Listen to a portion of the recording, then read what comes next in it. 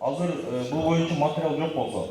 Ош шаарындагы мектептердин биринде окуучулардан акча жыйноо орун алууда. Балдар ар бир келбей калган күнүнө 20 сомдон топтоп беришет. Бул тууралуу депутат Ильяс Абдрахманов Ош шаардык кеңешинин кезектеги сессиясында билдирди. Мына мектеп бар, көргөнчө ошол жерде келбеген балдарга 20 сомдон пул алып атыптыр. Бул кандай бул?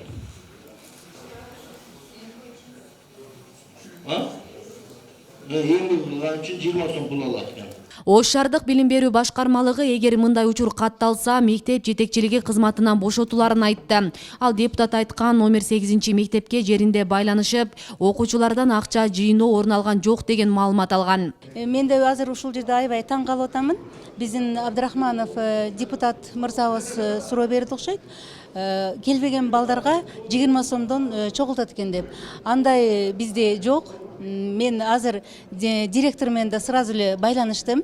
Эгер кокустан ошондой боло турган болсо, анда биздин жетекчи иш ордунан четтетилет.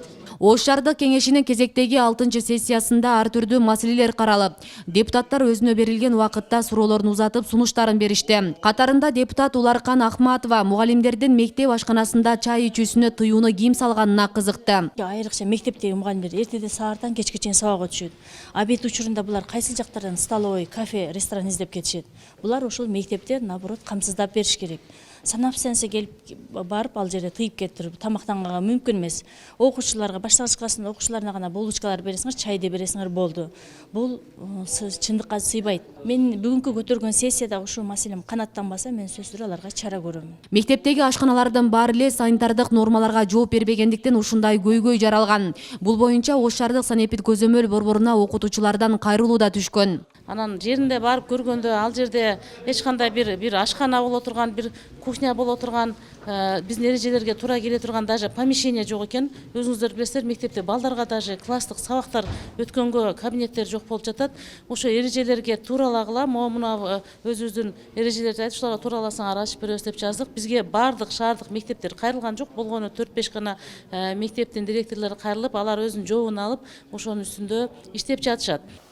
Сессиянын күн тартибинде 8 маселе каралды. Ар түрдүү маселелер. Ош шаарын 2022-2025 жылдарда социалдык экономикалык өнүктүрүү келечекке татыктуу шаар программасын бекитүү жөнүндө. Ош шаарынын 2020 жылдагы жергиликтүү бюджетинин аткарылышы боюнча отчетту бекитүү жөнүндө. Жергиликтүү бюджеттен кошумча акча каражаттарды бөлүп берүү жөнүндө. Жергиликтүү бюджеттен долбоорлорду, иш чараларды аткарууга үлүштүү катышуу үчүн бөлүнүүчү каражаттарды бөлүү тартиби жөнүндөгү жобону бекитүү жөнүндө. Ош шаардык кеңешинин 2019 жылдын 25 декабрындагы Ош шаарынын мүлкүнө сырткы жарнак жана маалымат объектилерин орнотуу жана пайдалануу келишимдин төлөмдөрүнүн өлчөмүн аныктоо ирети жөнүндө номер 213 токтомуна өзгөртүүлөрдү киргизүү жөнүндө. Ош шаарында сырткы жарнаманы 1 жылга жайылтууга уруксат берүү боюнча акы алып, кызмат көрсөтүү бааларын прейскурантын бекитүү жөнүндө.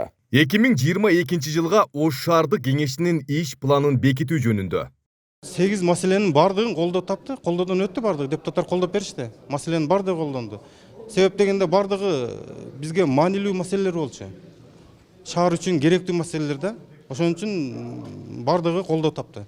Ошон үчүн мен сунуштайт элем, муну алып салып эле эки жосо кезек сессия кылалы керек болсо ошо.